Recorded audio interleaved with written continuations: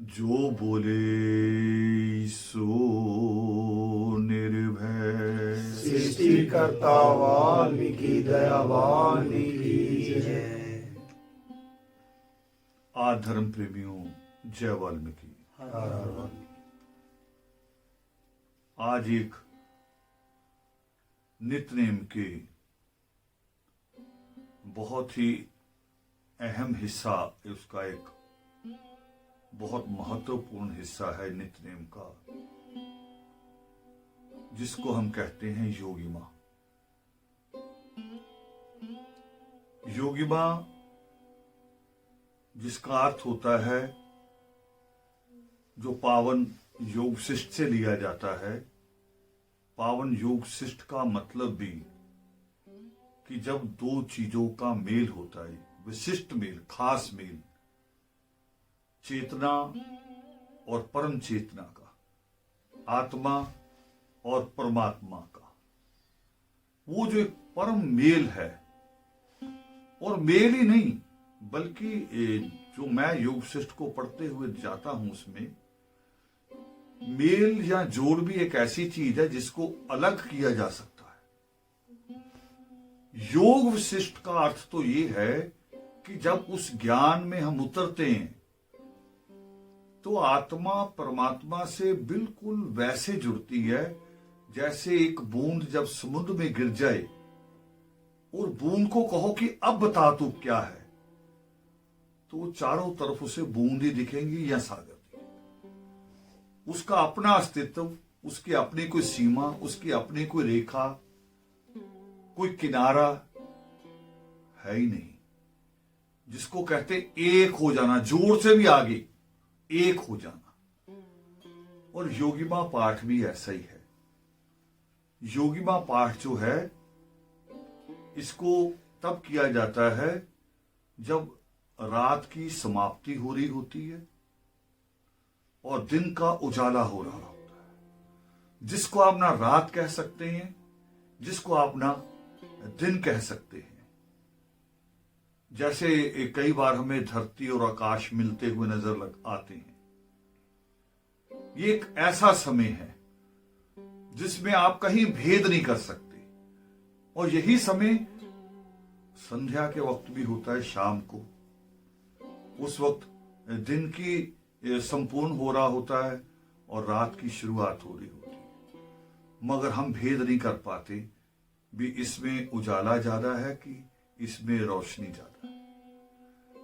तो उसी परमेश्वर की उस बात को, उनका जो पावन योग शिष्ट का ज्ञान है, उसी को ध्यान में रख के एक योग शिष्ट का ही, उसकी एक पूरी प्रार्थना का, जो प्रार्थना कुशीलव करते हैं, जिस प्रार्थना को मुनि भारद्वाज ने किया, जिस प्रार्थना को कहने के लिए महाराजा बलि गए, वही प्रार्थना योगिमा का पाठ है, जिसको हम आदि नित्यनेम के द्वारा करते हैं। और आज हमारे साथियों का एक विचार था कि जिस तरह से मुक्ति माला का अर्थ कुछ महीने पहले हम लोगों ने किया, हालांकि वो ज्यादा इच्छा पाकिस्तान के साथियों की थी। वो कह रहे हम पंजाबी और हिंदी पढ़ तो सकते नहीं है, आप अर्थ बोल के भेज देंगे तो वो हमें समझ में आ जाएगा और फिर हम अपनी भाषा में लोगों को समझाएंगे। तो मैं तो उसको और बड़े रूप में देखता हूं। पाकिस्तान ही नहीं, जो लोग आज यूरोप में भी हैं, वो पंजाबी समझते हैं, मगर उनके बच्चे पंजाबी पढ़ नहीं सकते, हिंदी पढ़ नहीं सकते। समझ लेते हैं, वो अपने रिश्तेदारों से बात करते हैं, मगर पढ़ नहीं सकते। तो ये एक बड़ा माध्यम, तो उस माध्यम का हम इस्तेमाल करते हुए आज योगिमा, जो एक परमात्मा से मिलन का रास्ता है, आज उस एक अरदास को हम कहें और उसका अर्थ समझें कि ये क्या है। उसमें प्रथम लाइनें आती हैं, योगिमा समे परमेश्वर हम बैठे हैं द्वार, हाथ दे कर रखना विनती बारंबार। ये प्रार्थना कभी जिनको कहते हैं, योग शिष्ट में लिखा है जिनके बारे में कि कुशीलव, कुशीलव से मतलब वो लव कुश नहीं, ये कुशीलव से पहले पूरा एक हमारा समुदाय, पूरा एक समाज था, मगर ये वो समाज का वो हिस्सा था जिनको किसी तरह की इच्छाएं नहीं थी, जिनको किसी तरह की इच्छाएं पीड़ा नहीं देती थी, जो इच्छाओं से ऊपर उठ गए थे। महामुनि शुक्राचार्य कहते हैं, जब राजा बलि को बताते हैं मोक्ष के बारे में, तो करे थे, कहते उन्होंने एक शब्द इस्तेमाल किया कुशीलव के बारे में कि तुम तो मोक्ष की कामना कर रहे हो। राजा बलि से कहते हैं कि तुम तो मोक्ष की कामना कर रहे हो, मगर ये जो कुशीलव हैं, ये कुशीलव को तो मोक्ष के बारे में सोचना भी नहीं पड़ता। ये स्वाभाविक तौर पे, स्वभाव में इनके मोक्ष है, इनके स्वभाव में है। क्योंकि मोक्ष के बारे में परमेश्वर जब कहते हैं, वो करे दो चीजों से मुक्त होना जरूरी है, राग और द्वेष। तो वो कहते कि ये तो दोनों उससे मुक्त हैं। ये जो दोनों चीजें हैं, कुशीलव समाज पूरे का पूरा, और बेसिकली मूल रूप में वो संगीत से जुड़े हुए थे। आज जो हम संगीत देखते हैं, ये परमेश्वर ने सबसे पहले कुशीलव को प्रदान किया। कुशीलव को, कुशीलव से आगे संगीत चलता है, और जो संगीत में सबसे बड़ा नाम निकल के आता है महामुनि मतंग का, मां शबरी का, वो कुशीलव समुदाय से ही है। इसको आप द्राविड़ संगीत भी कह सकते हैं, इसको कुशीलव संगीत भी कह सकते हैं, और इसको आप आदि संगीत भी कह सकते हैं, जो अब धीरे धीरे समाप्त हो गया। तो उसमें कुछ ऐसे समय के हालात ऐसे रहे हैं कि अब वो संगीत बहुत कम देखने को मिलता है। तो ये उन्हीं की प्रार्थना है, उसी कुशीलव की, कि वो कहते हैं कि योगी मां समय, वो उसी प्रभात समय उठ जाया करते थे कि योगी मां समय परमेश्वर हम बैठे हैं द्वार। वो सदा उसके द्वार रहते थे, उस तमसा नदी के किनारे सदा रहते थे।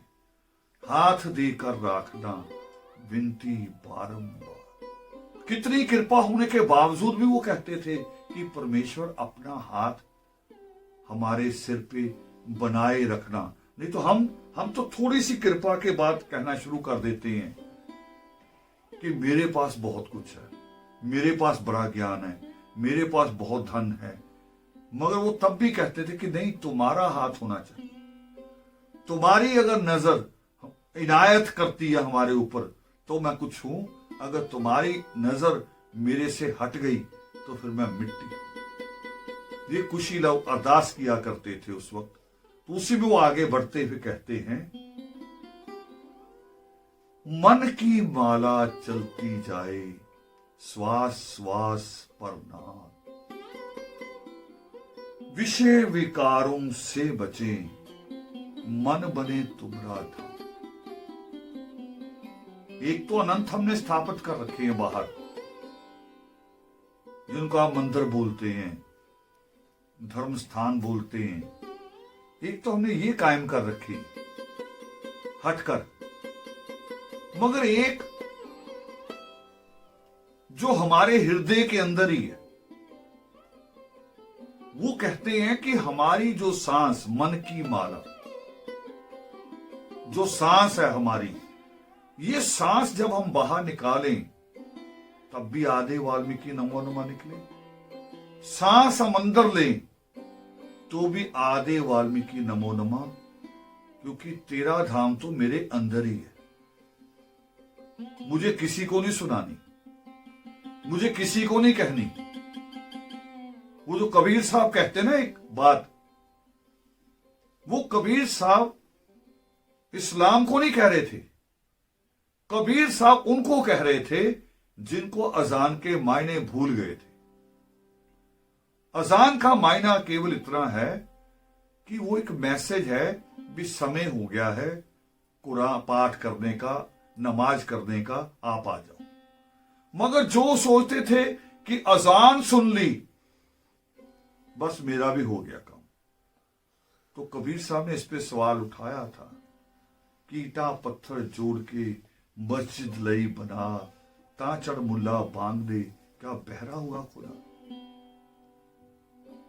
वो करे खुदा तो अंदर भी सुनता है, वो तो हमारे अंदर ही है, भीतर ही है। ये तो सिर्फ इसलिए कि जो गृहस्थी लोग हैं, जो अपने कामों में हैं, एक दर्जी अपनी दुकान पे लगा है, एक पंसारी अपनी दुकान पे लगा है, एक कोलू के बैल पे लगा है, तेल निकाल रहा है, तो अजान उनको कहे कि समय हो गया, आओ ईश्वर को याद करें। और कुछ ही लोग कहते हैं कि वो मेरे अंदर है, जिसको गुरु नानक देव जी कहते हैं कि मेरे पांव उठा के घुमा दो और उसकी तरफ कर दो जिस तरफ खुदा नहीं है। वो तो चारों तरफ है, मेरे अंदर है, भीतर है। ये हमारी योगी मां की बात जो आज हम कहते हैं, ये योग शिष्ट का एक छोटा सा निकाला हुआ निचोड़, जिसको बच्चे कहते हैं ये समरी। तो उसी में अगली लाइन आती है, विषय विकारों से बचे मन बने तुमरा धाम। कि हम विषय विकारों से, बुराइयों से हम बचे, और ये मेरा मन, क्योंकि ये मेरा मन तुम्हारा धाम है, और तुम्हारा धाम है तो उसमें कोई बुरी बात आनी नहीं चाहिए, उसमें अच्छी बात ही आनी चाहिए। एक बड़ी मिसाल अगली पंक्तियों में, जो नम्रता होनी चाहिए। और मैंने पढ़ा विद्वानों को, वो कह रहे आप जितना पढ़ते जाओगे, सीखते जाओगे, आपको लगेगा कि आप अज्ञानी हो। जो जितना कम पढ़ा है वो सोचता है मैं ज्ञानी हूं, जो ज्यादा पढ़ता है उसको उसी दिन लगता है ये तो मैंने सीखा ही नहीं था। और देखो कुशीलव जो 24 घंटे उस परमात्मा के रंग में रहते थे, 24 घंटे जिनकी सुरती, जिनकी श्वास उस परमेश्वर से जुड़ी रहती थी, वो फिर क्या कह रहे, अगली लाइन क्या कहते हैं, ऐसे पुरुष मिलते रहें सिमरन हो तेरा नाम। उनके आगे फिर वही दुआ। और यही तो बुजुर्ग भी समझाते थे हमें कि हम जैसा होते हैं हमें वैसे ही लोग मिलते हैं, जैसी हमारी समझ होती है, जैसी हमारी इच्छा होती है। मैं तो इसको उल्ट भी बता रहा था, क्योंकि उल्टी बात जल्दी लोगों को समझ में आती है। मैं बचपन में कभी शादियों में जाया करता था दादा के साथ, बारात के रुकने का इंतजाम गांव के बाहर हुआ करता था उस वक्त, दूर। मगर जो उसमें शराबी जाते थे, बारात तो दूर बैठी किसी पेड़ के नीचे, जो शराबी जाते थे वो उस गांव में दोस्त ढूंढ लेते थे, उनको बैठने को घर भी मिल जाता था, खाने के लिए सामान भी मिल जाता था। तो मैं इसी मिसाल को अच्छे लोगों को कहता हूं कि जब बुरे लोग बुरे लोगों को ढूंढ सकते हैं तो अच्छे लोग अच्छे लोगों को क्यों नहीं खोजते? क्यों? क्योंकि अच्छे लोगों के पास अहंकार होता है अपने अच्छे होने का, बुरे आदमी के पास अहंकार नहीं होता, वो बिना शर्म के जाता है। मगर जो हम अहंकार पाले हुए हैं तो हमें फिर अच्छा कैसे कहा जा सकता है? तो कितनी बड़ी बात कहते हैं कुशीलव, जिनको कहा गया कुशीलव के बारे में कि वो स्वाभाविक मोक्ष में रहते थे, उनको अलग मोक्ष मांगने की जरूरत नहीं थी, वो मोक्ष के अधिकारी थे। ईश्वर भी उनको मोक्ष से इनकार नहीं कर सकते थे।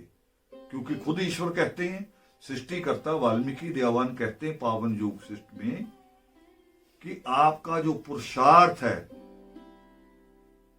3 लोकों में ऐसा कोई पदार्थ नहीं है जिसको आप पुरुषार्थ के द्वारा प्राप्त नहीं कर सकते। एक दूसरी बात कहते हैं सृष्टिकर्ता वाल्मीकि दयावान कि अगर आपका पुरुषार्थ ज्यादा है और जीवन थोड़ा है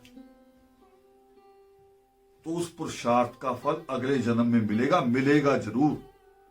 पुरुषार्थ में इतनी ताकत, वो फल मिलेगा।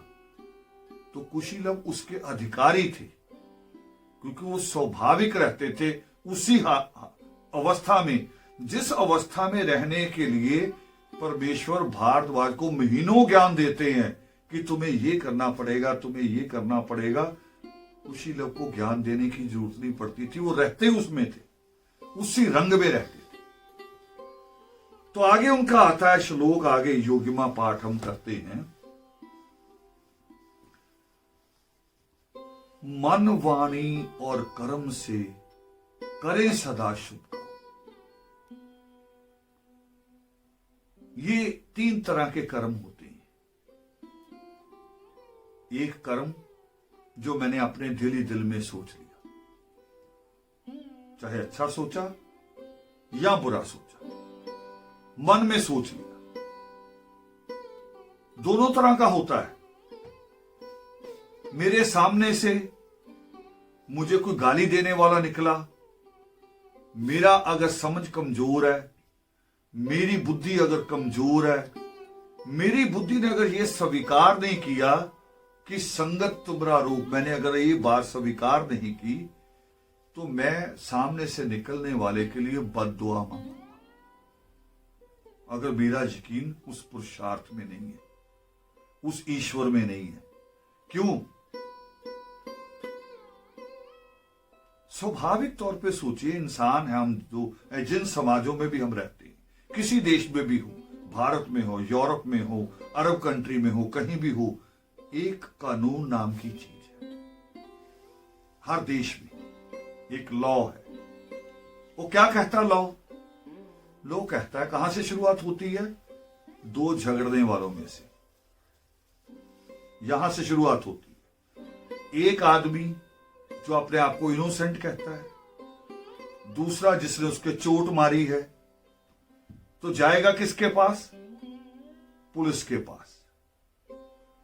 पुलिस रिपोर्ट लिखेगी, फिर उसकी थोड़ी सी जांच करेगी, डॉक्टर की रिपोर्ट मांगेगी कि चोट लगी, कितनी लगी, इंक्वायरी करेगी किसने मारी, 2 गवाहों से पूछेगी, फिर उसको पकड़ेगी, सजा नहीं देगी। सजा देने के लिए फिर उसको अदालत में पेश करेगी जज के सामने। जज भी उसको एकदम सजा नहीं देगा। जज उसको कहेगा तुम भी अपना पक्ष कहो। देखो कितना लंबा प्रोसीजर है। दोनों को कहेगा अपना अपना पक्ष बताओ, अपने अपने गवाह लाओ। मगर जब हम किसी को बद्दुआ देते हैं, तब हम कौन होते हैं? तब हम पुलिस भी खुद ही हो जाते हैं, वकील भी खुद ही हो जाते हैं, जज भी खुद ही, और जल्लाद भी खुद ही हो जाते हैं। जज भी सजा सुनाता है, सजा देता नहीं है। सजा सुनाता है, पुलिस पकड़ के जेल ले जाती है, भी अब तुम्हारी यहां से सजा शुरू होगी। मगर हम इतने कमजोर दिल के होते हैं कि खुद ही सजा भी सुना देते हैं और सजा देने वाले जल्लाद भी बन जाते हैं। आशीर्वाद देने वाले भी हम नहीं हैं। हम किसी को बद्दुआ देने वाले भी नहीं है। हमारे पास किसी को आशीर्वाद देने का अधिकार भी नहीं है। हां, किसी के लिए अच्छा सोच सकते हैं। कभी कभी कोई ऐसा बच्चा सामने से निकलता है, हाथ में किताबें लिए हुए, सिर झुकाए हुए, नजर पड़ गई, दूर से नजर पड़ी तो दूर से ही अपनी नजरों से ही अपने सिर को थोड़ा सा झुका के जय वाल्मीकि कहते हुए निकलता है। हम समझ जाते उसके सिर के झुकने से, आंखों के झुकने से कि बच्चा जय वाल्मीकि कह रहा है। बच्चा पांव छू रहा है दूर से, उसके हाथ की किताबों को देख के हमारा मन अपने आप कहता है कि ईश्वर इसकी मनोकामना पूरी करना, मगर हम ईश्वर को कहते हैं, हमें सीधा वरदान नहीं दे रहे, हम वरदान नहीं दे सकते, उसके आगे रखना है फैसला कि वो करेगा। एक शायर ने कहा है कि क्या देते हम किसी को दुआए सलामती, सलामत रहने की दुआ देते ना कि जीवित रहो। वो कह रहा है कि क्या देते हम किसी को दुआए सलामती, अपनी ही जिंदगी का किसे एतबार था। अपने जीवन का पता नहीं, मेरी जिंदगी कितनी है इसका कोई इल्म नहीं मुझे, और दूसरों को कहता कि 100 साल जियो, 100 साल जियो, अपना पता नहीं। तो ये दोनों चीजें हमारे अधिकार में नहीं है, ये दोनों उस परमेश्वर पे छोड़नी चाहिए, हमें पुरुषार्थ करना चाहिए। तो इसलिए आया कि मन, वाणी यानी जुबान से जो एक दूसरे को अच्छा और बुरा बोलते, कर्म जो हाथ से हम करते हैं काम, उठ के किसी को पानी का गिलास पकड़ाया अच्छा कर्म, उठ के किसी को चांटा मार दिया तो बुरा कर्म। ये 3 तरह के कर्म, मन, वचन और कर्म के, इन तीनों से हमने शुद्ध होना है, तीनों से शुद्ध होने की जरूरत है। और ये विवेक है, उसके लिए कहते सुरीत का अर्थ विवेक है, बनू विवेकी नाथ, अज्ञानता के भंवर में पकड़ो मेरा हाथ। तो ये अज्ञानता से निकालती है, ये वाणी जो आदि नित्यनेम है, ये अज्ञानता से बाहर लाता है। और अज्ञानता से बाहर लाने के लिए विवेक परमात्मा ने यहां बुद्धि दी है, हर किसी को दी है। उसका कैसा इस्तेमाल करना, उसकी आजादी भी दी।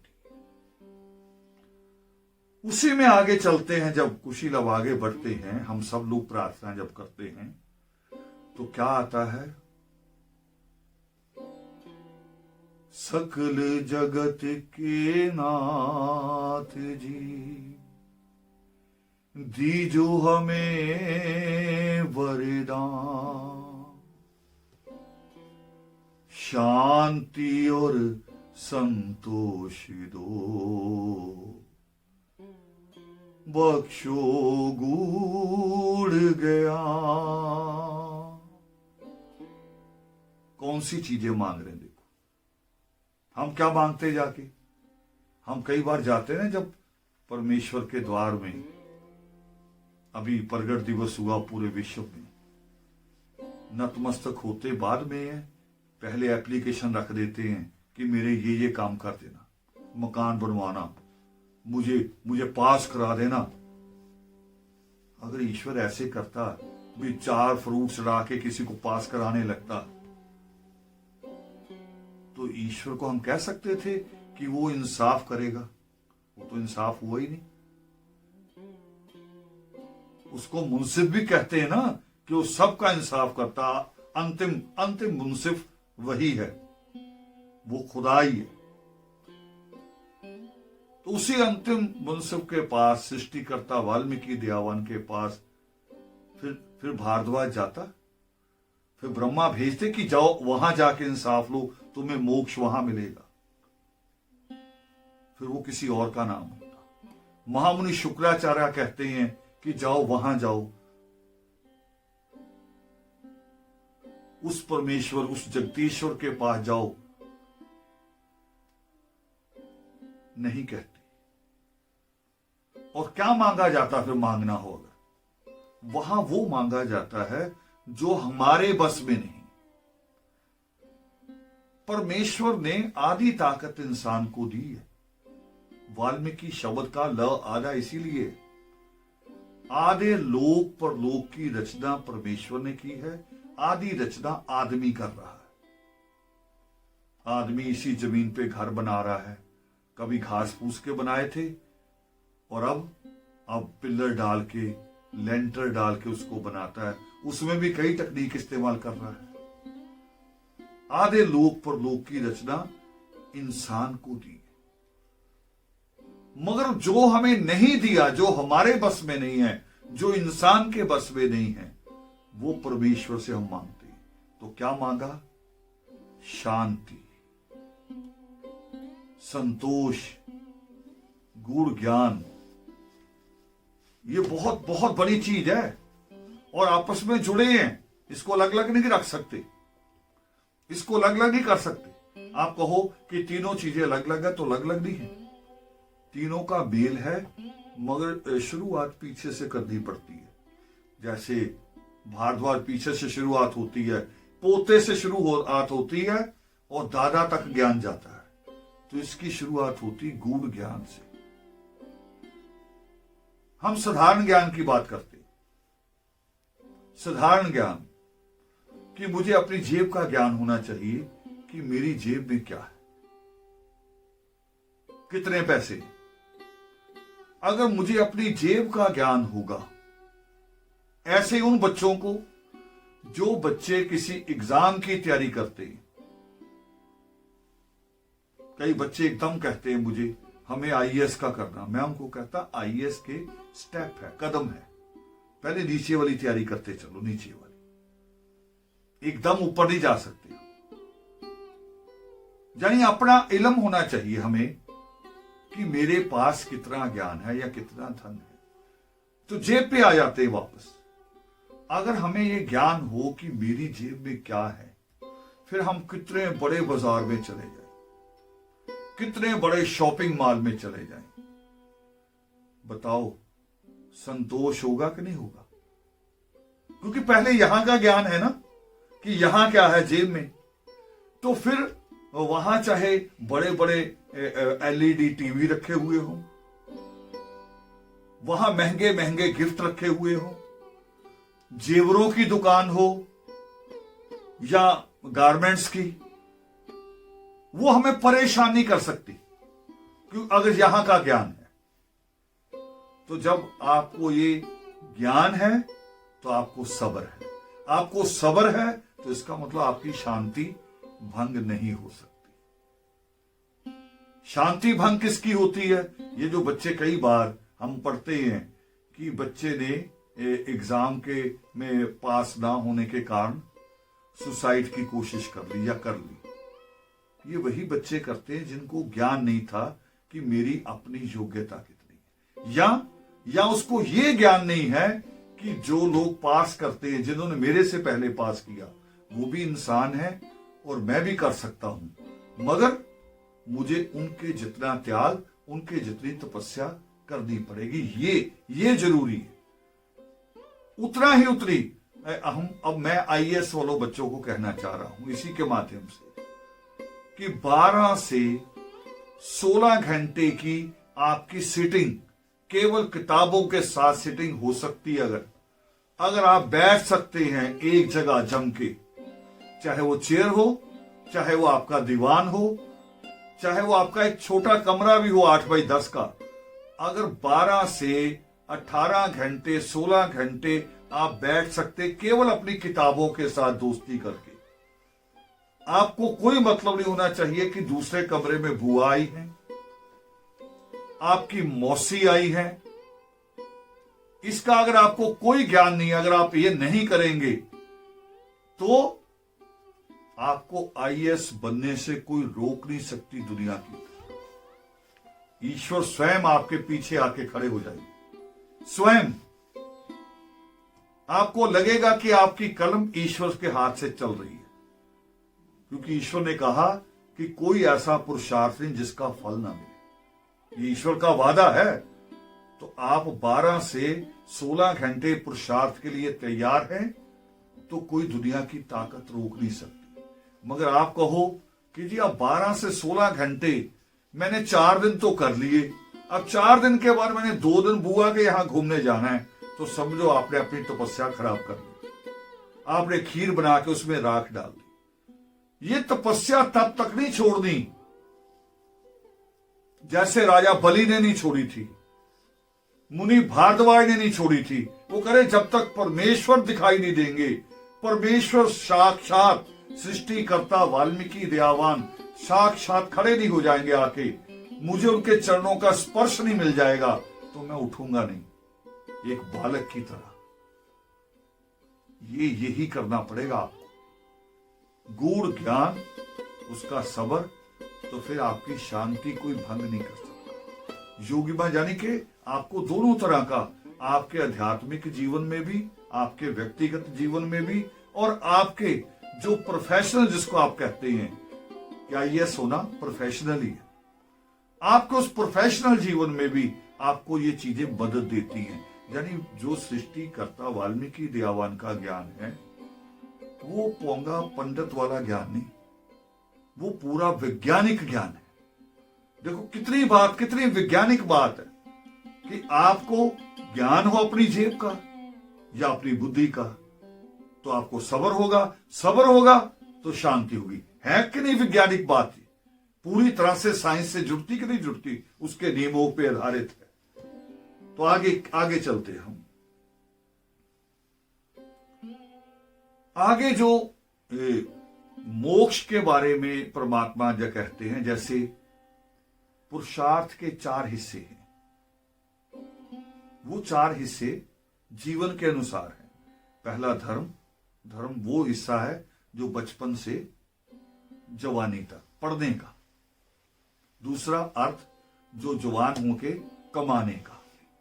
तीसरा काम, जब कमाने लगो कुछ बना लो, फिर काम कहते हैं गृहस्थ को, जिसको आप कहते हैं आत्मयोग या निकाह। फिर उसका, तो आपकी अगर पढ़ाई पूरी है, आपकी कमाई पूरी है, तो आप गृहस्थ को पूरा ही रखोगे, आपको उसका बोझ उठा लोगे। मैं पूरे संसार में, जगत में देखता हूं कि 90 या 95% झगड़े परिवार में पैसे को लेके होते हैं। पैसे को लेके पति पत्नी के बीच में, बच्चों के साथ जो झगड़ा होता है पैसे की कमी से होती है। बाकी 5% कोई और दूसरे मुद्दे हो सकते हैं, मगर अर्थ का एक बड़ा महत्व है। दुनिया के बाकी शास्त्र अर्थ को नकारते हैं, धन को कहते हैं मोह माया, मगर सृष्टिकर्ता वाल्मीकि दयावान कहते कि ये भी आपके जीवन का जरूरी हिस्सा, इससे आपकी खुशियां जुड़ी हुई है। तो उसका तीसरा हिस्सा काम, चौथा हिस्सा मोक्ष। मगर मोक्ष के भी 4 द्वार हैं आगे। मोक्ष प्राप्ति के एक तो वो है कुशीलव, जिनको किसी द्वार की जरूरत नहीं, वो तो मोक्ष के अंदर रह रहे हैं। उसको परमेश्वर लिखते हैं पावन योग शिष्ट में कि मोक्ष रूपी जो महल है उसके 4 दरवाजे हैं। चारों में से किसी एक की आपको योग्यता पास करनी पड़ेगी। दरवाजे पे ही आपका एग्जाम होगा। आप सवालों के जवाब सही दे दोगे तो फिर आपको अंदर प्रवेश मिलेगा। 4 दरवाजे हैं। कौन से? पहला वो कहते शम। शम मीन्स वही अपने आप को शांत करना। दुनिया में जो भी घटित होता है उसको रोकना भी इंसान का काम है, मगर बिना अपना संतुलन खोए, बिना विचलित हुए, अपने दिमाग को अपने कंट्रोल में रखते हुए मुसीबत का, दुख का सामना भी करना है। तो जो अपने दिमाग पे कंट्रोल रखता है दुख के समय भी और खुशी के समय में भी ज्यादा उछलता नहीं है, उसको कहते हैं शम, शांत। दूसरा उन्होंने कहा रास्ता ईश्वर ने, साध संगत, जिसको हम कहते हैं योगामृत। तो वही यहां आ रहा है हमारे पास। दूसरा द्वार जो परमात्मा कह रहे हैं वही द्वार हमारे पास यहां आ रहा है। योगिमा में हम कहते हैं, क्या बोलते हैं उसमें, क्या पंक्ति आ रही? साध संगत होती रहे, काया शुद्ध हो जाए, भूले ना वाणी तेरी, स्मृति ऐसी आए। स्मृति किसे कहते हैं? दिमाग की जो मेमोरी है, याददाश्त, कि तुम्हारी वाणी को हम भूले ना।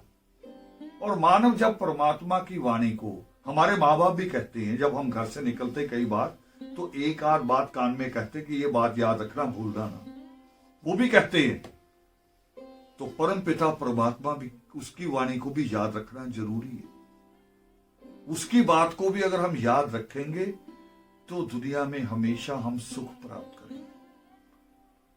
और उसकी वाणी कहां से मिलती है? योगामृत से, कि साध संगत से। उसकी वाणी वहां से हमें प्राप्त होती है। कहते हैं दुनिया में सबसे पहला गुरु कौन?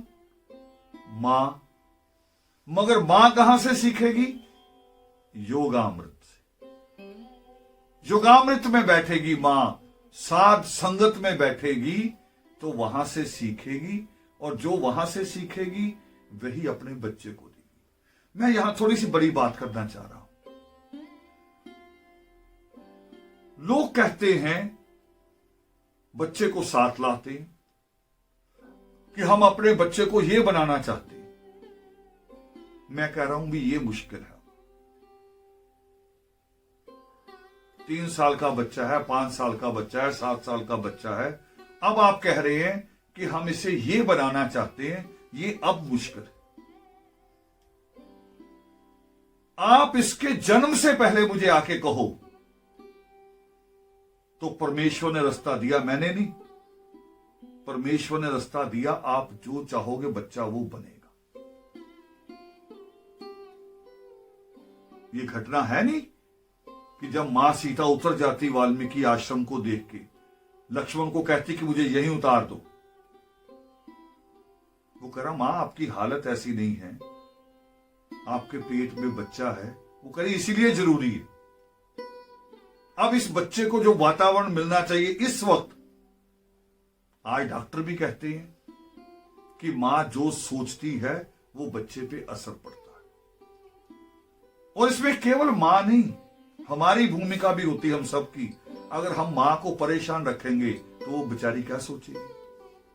मां को अगर ससुर परेशान रखेगा तो क्या सोचेगी? उसी बेटी को अगर सास परेशान रखेगी तो बेटी क्या करेगी? और पति शाम को शराब पी के घर लौटेगा तो वो कैसे बच्चे को जन्म देगी? इस पे निर्भर है। ये पूरी कौम को सीखनी पड़ेगी। ये बात जो आज मैं कह रहा हूं, दावे के साथ कह रहा हूं, उस ईश्वर की कृपा के साथ, उसी के ज्ञान के साथ कह रहा हूं कि आप जैसी कौम की कल्पना करोगे वैसे ही बच्चे पैदा होने शुरू हो जाएंगे। मगर हम सबको मिलकर प्रयास करना होगा। ये नहीं डालना कि जी मां की गलती है। मां को वातावरण देना भी हमारा काम है। तो साथ संगत छोटी सी चीज नहीं है, योगामृत छोटी सी चीज नहीं है। योगामृत आने वाली नस्लों को तय करती है कि कैसी नस्लें पैदा होंगी। कहते ना कुछ कौमें हैं कि ये तो जी गाती हुई पैदा होती हैं, रोती भी है। क्यों? क्योंकि उनके यहां वातावरण है, उनके यहां वातावरण ही वही है। उनकी मां भी उसी रंग में रहती है सारा दिन, उसका पिता भी, उसका दादा भी गुनगुना रहा है, दादी भी गुनगुना रही है, तो बच्चा कैसा पैदा होगा? और कुछ अलग नहीं है, उतना ही है शरीर में, वही चीजें हैं जो आपके शरीर में हैं, उतने ही अंग होंगे, वही किडनी होगी, वही हार्ट होगा, वही ब्रेन होगा। उसके बीमार होने पे गोली भी वही दी जाएगी उसको, मगर उसके परिवार ने, उसके कुनबे ने वातावरण दिया। हमें वो वातावरण देना पड़ेगा। आगे बढ़ते हैं।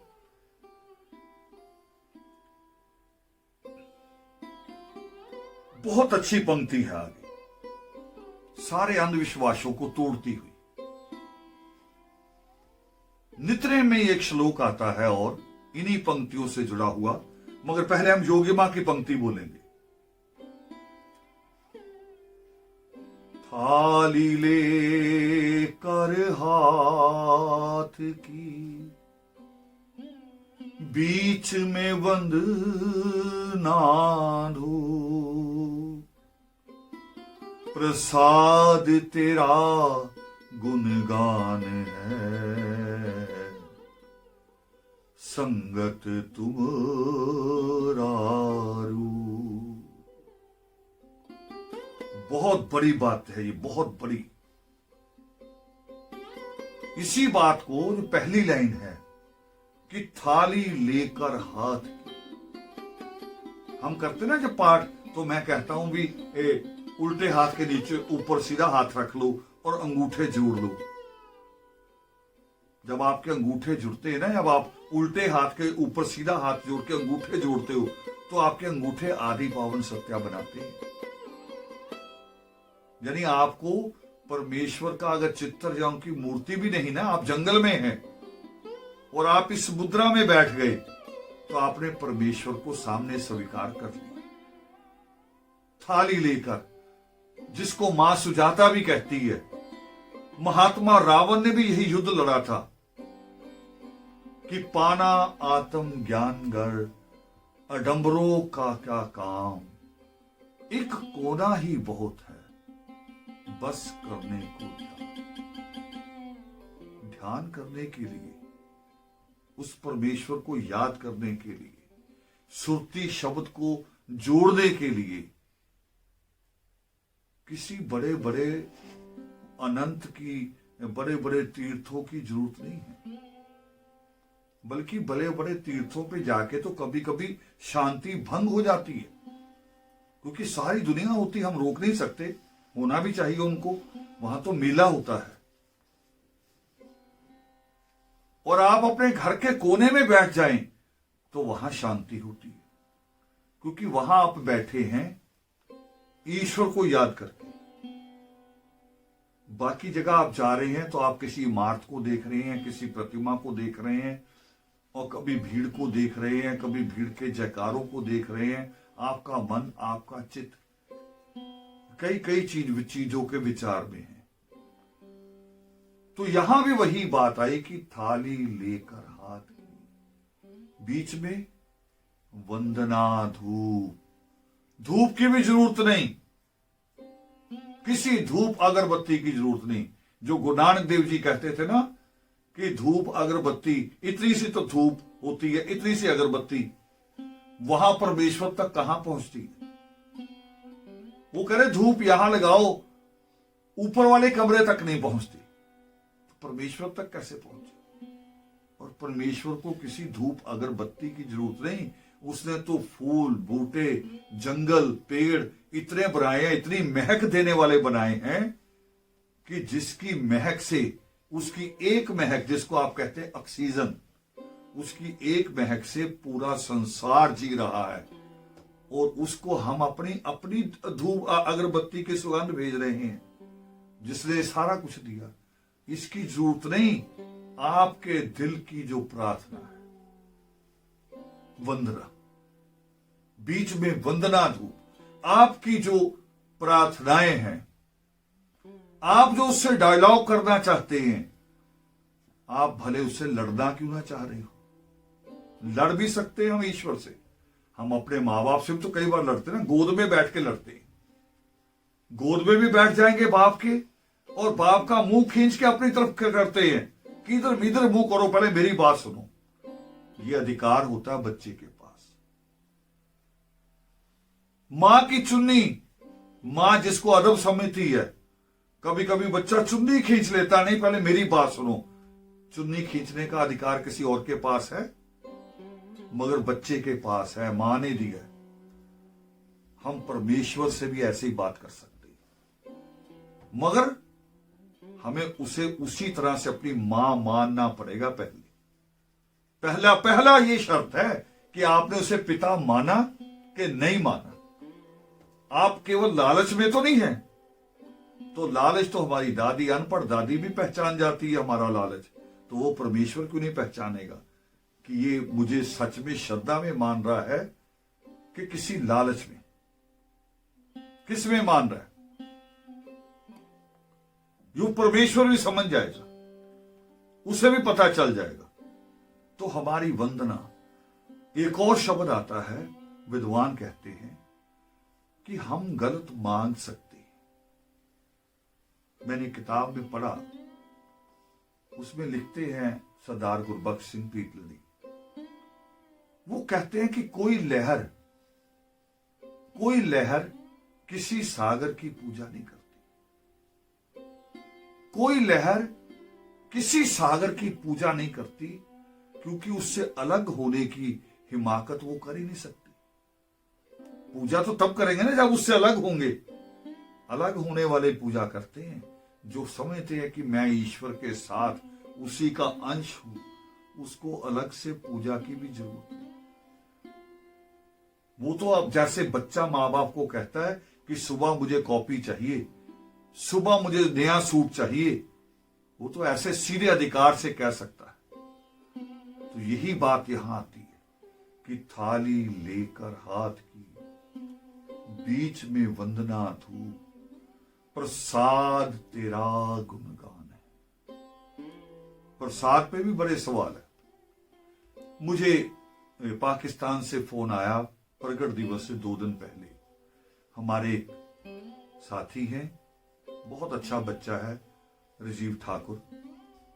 उसने मुझे सवाल पूछा कि यहां एक रिवाज चला है, और वही नहीं, भारत से गई होगी बीमारी, भारत ने अंग्रेजों से ली है, कि जी प्रगट दिवस पे लोग केक काट रहे हैं, ये काटना चाहिए? मैं कहा बिल्कुल नहीं।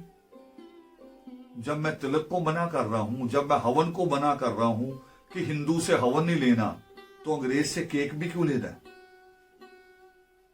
मगर ये देखो, नित्यनेम हमें उससे भी ऊपर बात कह रहा है।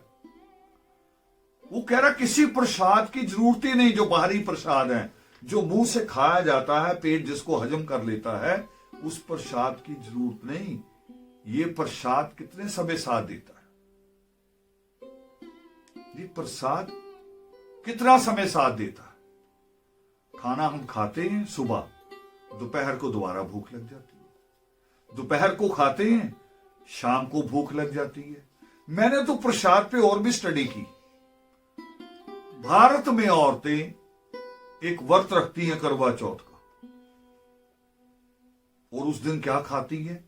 तैयारी करती है व्रत का। वो जैसे कहते ना, पहले कहावत सुना करते थे, कह रहे भी अखाड़े में उतरना है तो पहले कमर कस लो, है ना, तेल तूल लगा लो। तो औरतें भी कमर कसती है पहले। वैसे तो हमारे यहां जो हमारा समाज है, इस वाल्मीकन कौम में, आदि धर्म में, हमारी बेटियों को दूध दही नसीब नहीं होता। दूध दही मां ही कह देती, नाना भाई को निकाल के देना, तू रहन दे, तू तो ऐसी जवान हो जाएगी सूखी रोटी खा के। ये तो अब थोड़ा सा हालात बदले हैं। अभी लोगों ने बेटी को वो समझना शुरू किया जो सृष्टिकर्ता वाल्मीकि दयावान कहते हैं कि जननी और जन्मभूमि स्वर्ग से भी बढ़कर है। अब समझना शुरू किया। तो उनको दूध दही नहीं मिलता था, तो उन्होंने भी एक दिन ढूंढ लिया, करवा चौथ। करवा चौथ का व्रत रखने से पहले सुबह 5 बजे उठ जाती हैं औरतें।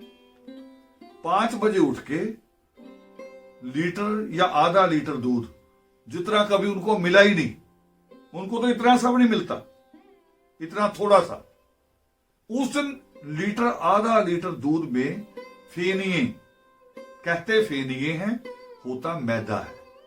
और मैदा एक ऐसा पदार्थ है जिसको आदमी कोई भी खाए जल्दी हजम नहीं होता। याद करो आप सारे लोग कि विवाह शादियों में आप नान खा लेते हो मैदे का, और घर आके क्या कहते, गंदे डकार आ रहे हैं, अब नहीं कुछ खाऊंगा, क्योंकि मैदा हजम नहीं होता। तो बड़ा सोच के स्कीम से पंडित ने बनाया कि दूध वैसे ही खाने को हजम नहीं होने देता, और दूध में मैदा डाल दिया कि इनको तो भूख लगेगी नहीं, और सोचेंगे लोग चमत्कार हो गया जी, भी औरत को भूख ही नहीं लगी। भूख का ऐसे मतलब थोड़ी, भूख वाला तो सही तो रोजे हैं। वो हैं जब वो कहते कि पूरा कुछ भी नहीं लेंगे, लिया दूध और मैदा, मगर मैं उसको भी देखता हूं कि 12 घंटे से ज्यादा वो भी साथ नहीं देता।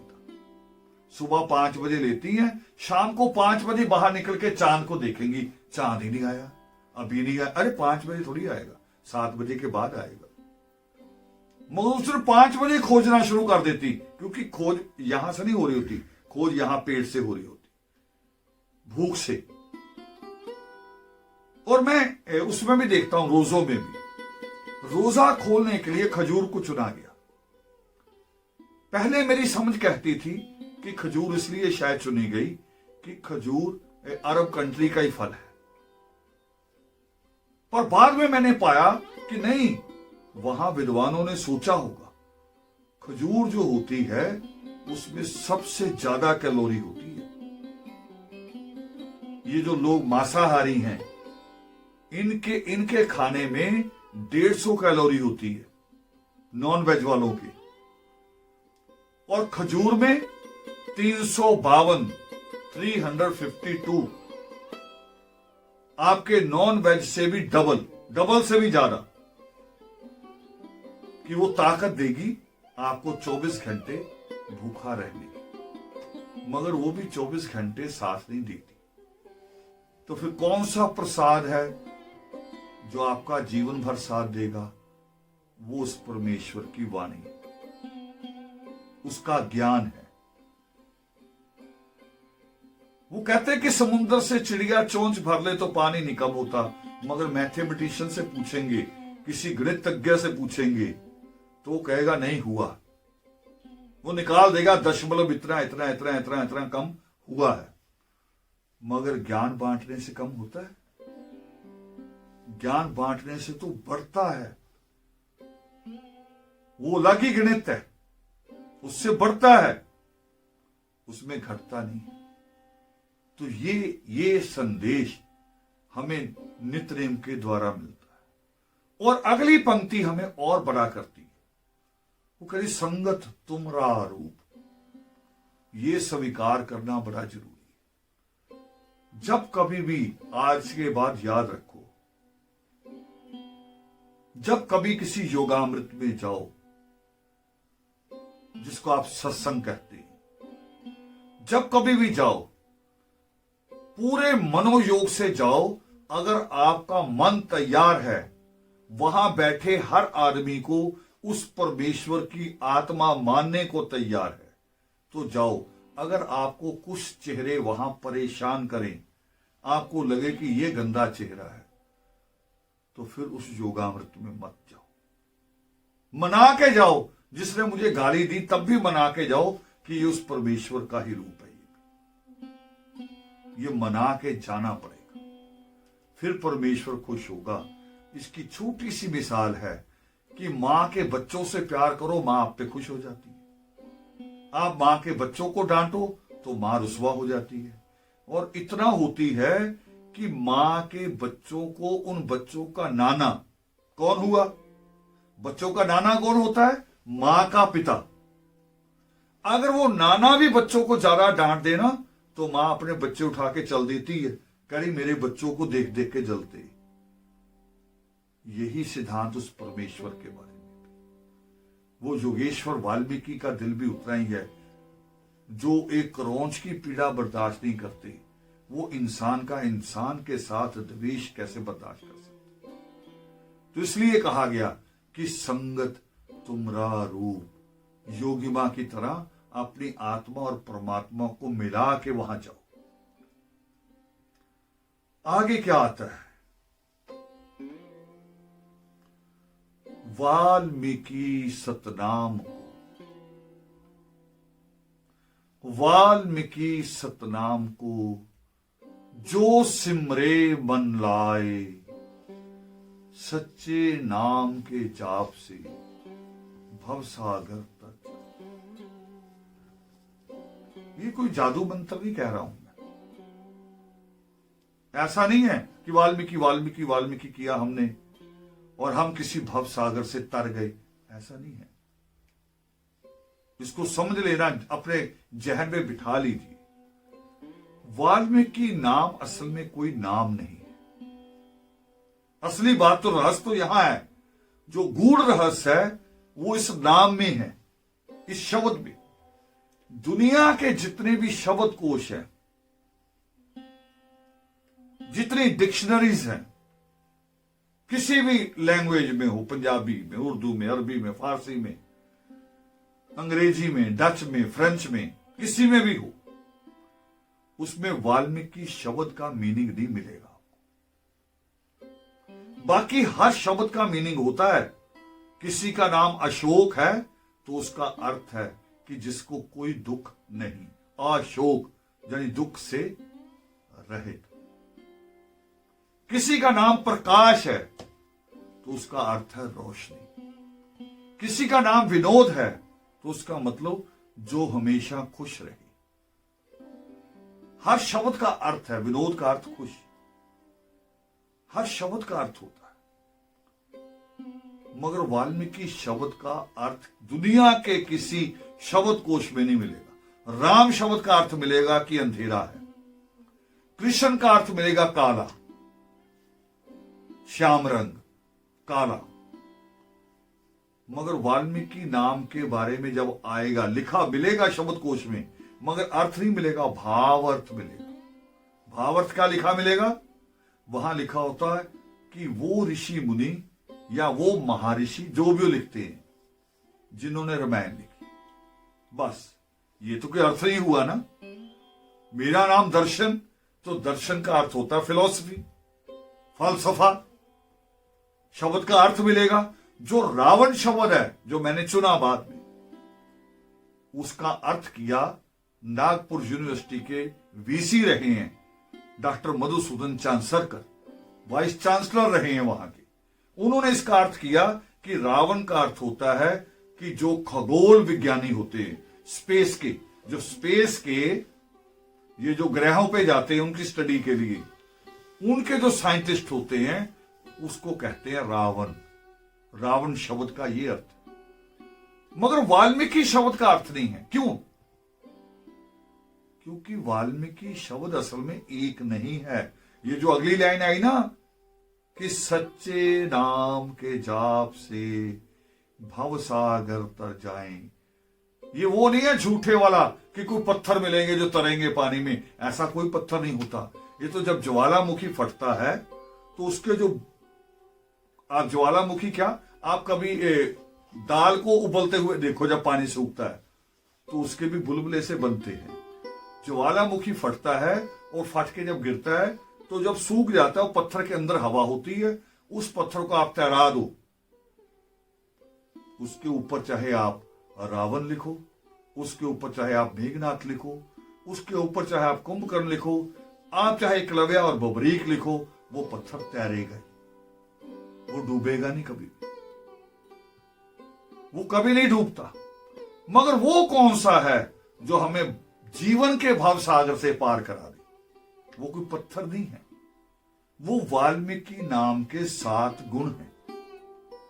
वाल्मीकि नाम जिन शब्दों से बना है, कौन से शब्द?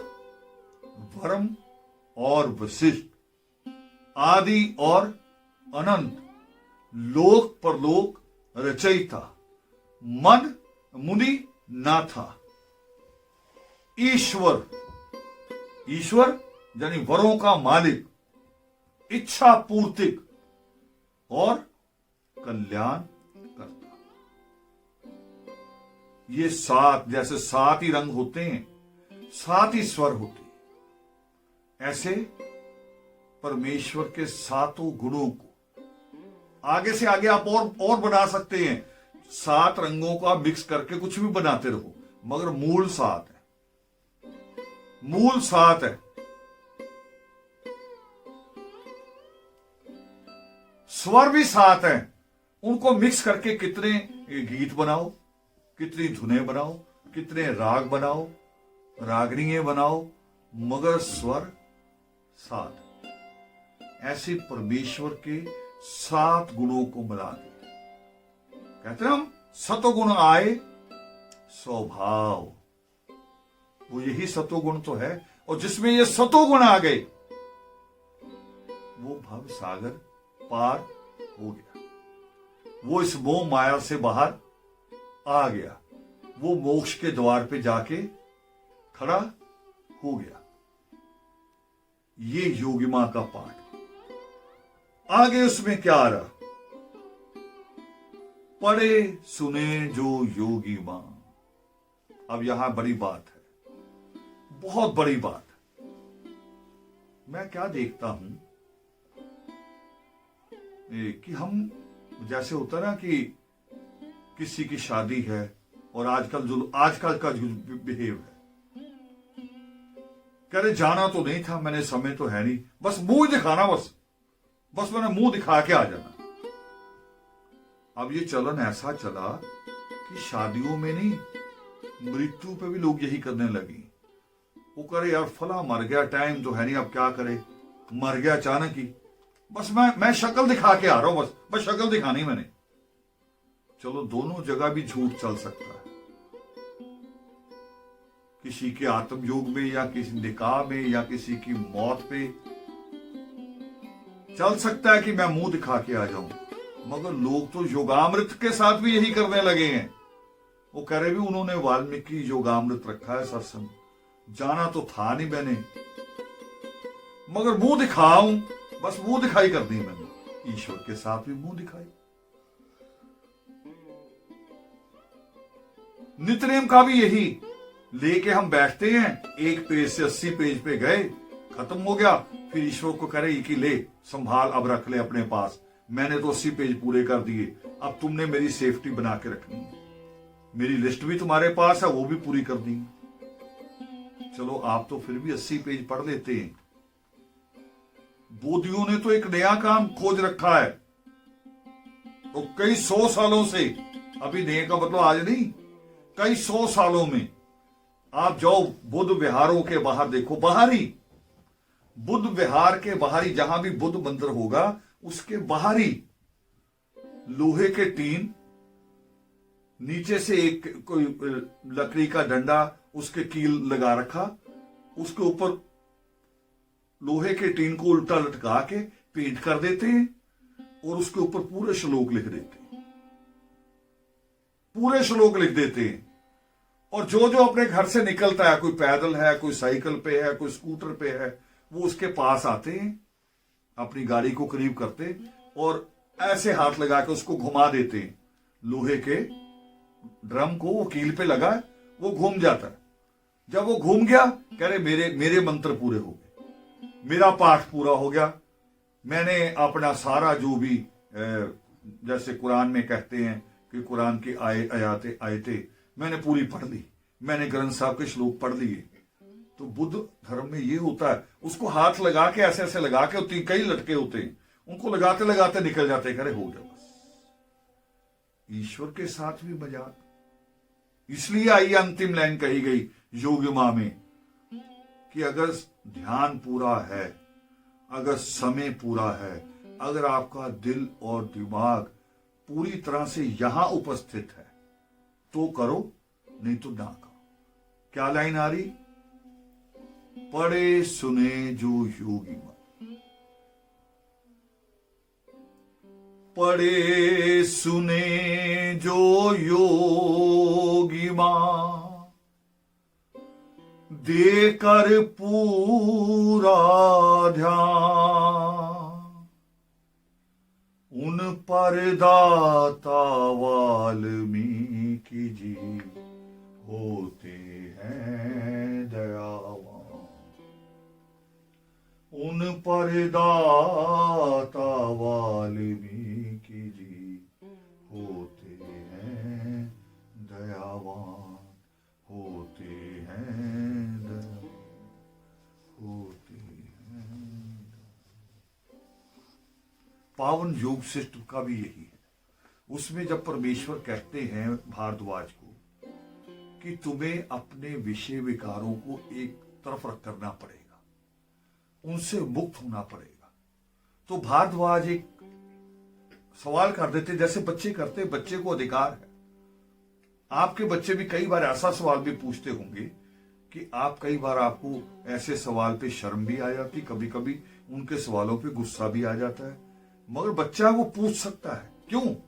क्योंकि उसके मन में पाप नहीं, उसको अच्छे और बुरे का पता ही नहीं, उसके पास केवल और केवल जिज्ञासा होती कि मुझे ये भी जानना, मुझे ये भी जानना है। तो भारद्वाज कहता है, वो कहते हैं कि आप कह रहे हैं कि विषय विकार छोड़ने पड़ेंगे, फिर विषय विकार बनाए क्यों? परमेश्वर कह रहे हैं, फिर जवाब देते हैं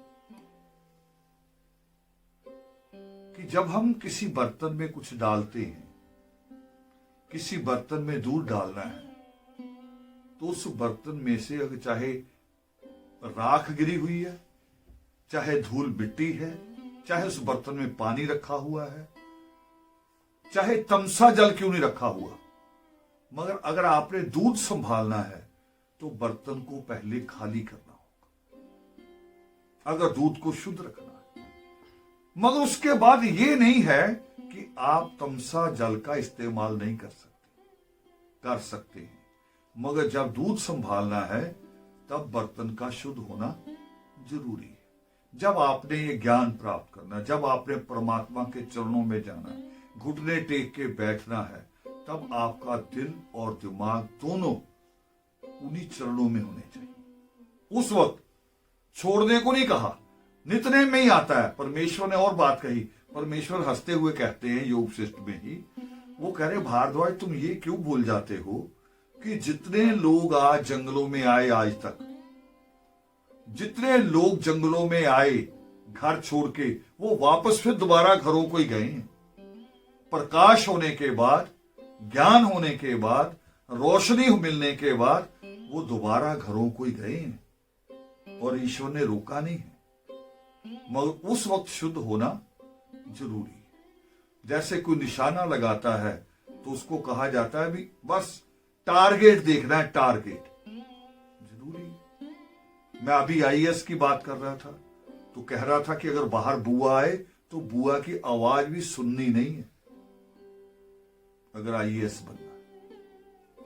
आज बुआ को इतनी खुशी होगी कि वो भतीजे से मिल रही है, चले जाओ तुम उसके पास तो भतीजे को मिल रही है। मगर तुम आईएएस बनने के बाद मिलोगे तो बुआ की खुशी इतनी होगी कि मैं एक डीसी को मिल रही हूं, मेरा भतीजा डीसी, मेरा भतीजा मजिस्ट्रेट है। तो बदल जाती हैं, स्थितियां बदलती। मगर इस त्याग के बाद, इस तपस्या के बाद तो योगी मां हमें उसी अवस्था तक ले जाती है। और इसको इसलिए रखा गया, जोड़ा गया है कि जब दिन और रात मिल रहे हो, इसलिए ही जोड़ा है कि आप उसी वक्त करना जब आपका दिल भी ईश्वर के साथ जुड़ रहा हो, नहीं तो मत करना। इसके करने से कुछ नहीं होगा। ये मत सोचो कि मैंने इतने श्लोक पढ़ दिए कोई जादू हो जाएगा, फिर तो आप ईश्वर के साथ मजाक कर रहे हैं। जब आपका दिल परमात्मा से जुड़ रहा हो, जब आपकी आत्मा तैयार हो जुड़ने के लिए, तब उसके आगे जाके नमन करो। ये योगी मां का पाठ था। आगे फिर समय मिलेगा हम, क्योंकि बहुत बड़ा गहरा रहस्य है, हम इसको और विस्तार से कहेंगे। और आगे आगे आने वाले समय में एक और दुआ के साथ खत्म करूंगा इस बात को कि हो सकता कल मुझसे ज्यादा इसको विस्तार से, मुझसे ज्यादा अच्छी व्याख्या करने वाले, मुझसे ज्यादा अच्छी परिभाषित करने वाले, और जिनके पास मुझसे ज्यादा अच्छी अभिव्यक्ति होगी, वो आपको इसको और अच्छे तरीके से कहेंगे। इन्हीं शब्दों के साथ, इसी प्रार्थना के साथ आप सबके बीच में विराजमान आदिनादि परमात्मा को